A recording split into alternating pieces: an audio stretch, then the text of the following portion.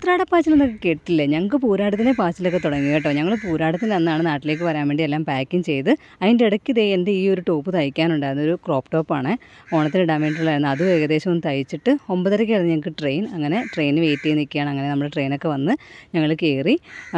RAC ആയിരുന്നു കേട്ടോ. പിന്നെ TT അടുത്ത് പറഞ്ഞിട്ട് മിഡിൽ ബർത്തും കൂടെ തന്നിട്ടുണ്ടായിരുന്നു. മിഡിൽ ബർത്ത് ആണെങ്കിൽ ഞാൻ ഇതുവരെ അങ്ങനെ പ്രിഫർ ചെയ്യാത്തൊരു ബർത്താണ്. എന്താണെന്ന് വെച്ചാൽ കയറുന്നതും പാടാണ്. പിന്നെ അപ്പറാണെങ്കിലും സൈഡ് ലോവറും അപ്പറാണെങ്കിലും വലിയ പ്രശ്നമില്ല. പിന്നെ എങ്ങനെയെങ്കിലും വലിച്ചൊക്കെ കയറി ഉറങ്ങി എഴുന്നേൽക്കുമ്പോഴത്തേക്കും നമ്മുടെ നാടെത്തുമെന്നുള്ള സന്തോഷത്തിൽ നല്ല സുഖമായിട്ട് ഉറങ്ങി കേട്ടോ. അത് കഴിഞ്ഞിട്ട് ഇടമണൊക്കെ എത്തിയപ്പോഴാണ് എണീറ്റത്. അങ്ങനെ ഈ ഒരു വ്യൂ ഒക്കെ കാണുമ്പോൾ എന്തോ സന്തോഷമാണെന്നറിയുമോ.